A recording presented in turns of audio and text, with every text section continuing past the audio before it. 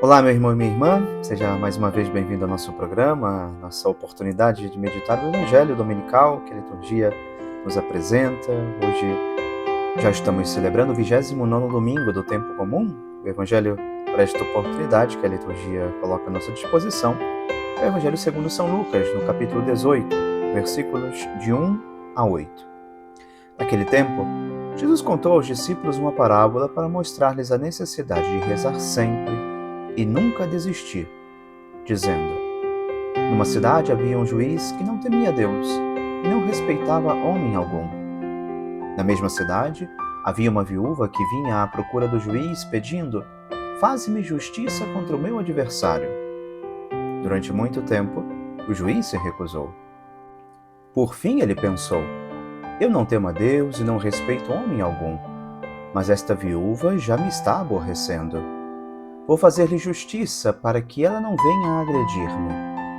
E o Senhor acrescentou: escutai o que diz este juiz injusto. E Deus não fará justiça aos seus escolhidos, que dia e noite gritam por ele? Será que vai fazê-los esperar? Eu vos digo que Deus lhes fará justiça bem depressa. Mas o Filho do Homem, quando vier, será que ainda vai encontrar fé sobre a terra? Pois bem, queridos irmãos e irmãs, o Evangelho de hoje, Lucas 18, é uma verdadeira escola de perseverança. Jesus nos conta a parábola de uma viúva que vai, dia após dia, diante de um juiz iníquo, frio, indiferente, sem temor de Deus, sem sequer ter compaixão pelos homens. Ela insiste: faze-me justiça. Insiste tanto que aquele juiz, cansado de ser importunado, acaba por fim cedendo. E Jesus conclui: se até um juiz injusto acaba ouvindo uma pobre viúva por causa da sua insistência, quanto mais não será Deus, que é justiça e amor, a ouvir seus filhos que clamam noite e dia. A cena, caros irmãos, ela é simples, mas é profunda, cheia de força.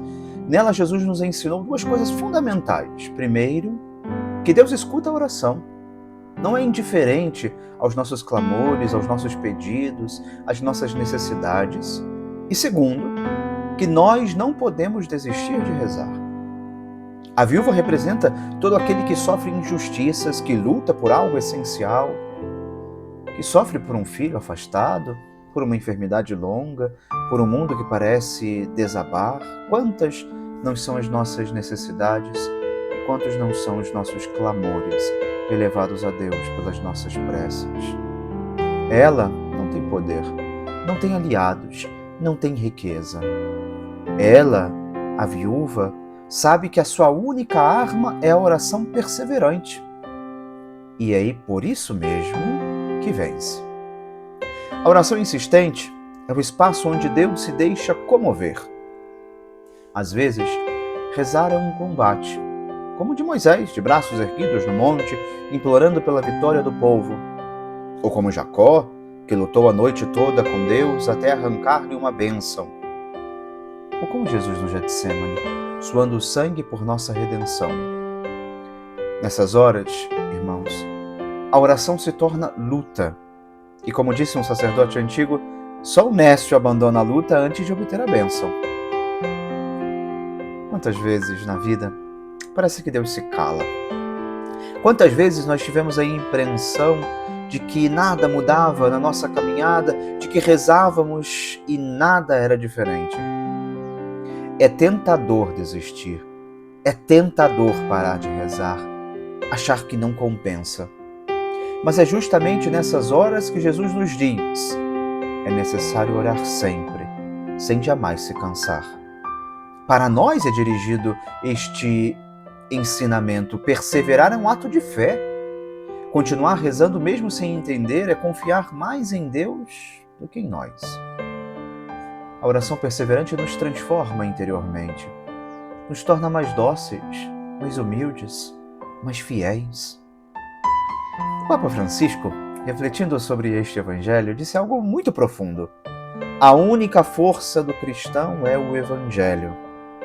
Nos momentos de dificuldade, Devemos acreditar que Jesus está diante de nós e não deixa de acompanhar os seus discípulos. Nenhum sofrimento é invisível aos olhos de Deus. Ele vê e certamente protege.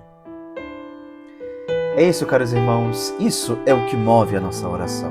Saber que há alguém mais forte do que o mal, mais forte do que as tramas humanas, mais forte até do que a solidão. Voltemos novamente nosso olhar para a viúva.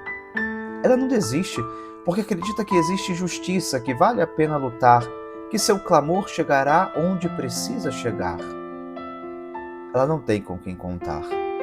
E assim, nós também. O cristão também, quando reza, não é porque é teimoso, mas porque confia em um Deus que sempre escuta, ainda que em algum momento pareça demorar. A oração perseverante é a respiração da fé. Quem para de rezar, perde o fôlego da alma. Santa Mônica, mãe de Santo Agostinho, é uma viva imagem dessa parábola. Durante mais de 20 anos, rezou e chorou pela conversão do seu filho. E Deus ouviu. Ela não teve respostas rápidas, mas teve fé suficiente para não desistir. No fim, aquele jovem rebelde se tornou um dos maiores santos e doutores da Igreja. Eis o poder de uma oração que não se cansa. Eis o poder da oração de uma mãe. Queridos irmãos e irmãs, talvez hoje muitos de nós sejamos como essa viúva, cansados, com dores que ninguém entende, lutando por causas que parecem perdidas. Mas Jesus nos encoraja, não desanimes. Continua rezando. Mesmo se o mundo parece surdo, Deus te escuta. Mesmo que a justiça humana falhe, a justiça divina não tarda. Mesmo que as forças se esgotem, o Espírito Santo reza em ti com gemidos inefáveis. Ao fim do Evangelho, Jesus faz uma pergunta inquietante, que dirige também a nós. Quando o Filho do Homem vier, encontrará fé sobre a face da terra? Ele quer saber se encontrará corações ainda em oração. Porque a fé e a oração caminham juntas. Onde uma termina, a outra se apaga. A perseverança na oração é, portanto, a condição para manter viva a chama da fé.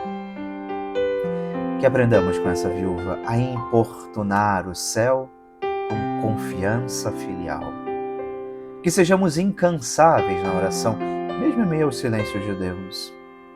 E que quando vier o Filho do Homem, Ele encontre em nós essa fé viva, firme e insistente, que nunca desiste, porque sabe em quem colocou a sua esperança. Que Deus te abençoe e te guarde. Em nome do Pai, e do Filho, e do Espírito Santo. Amém.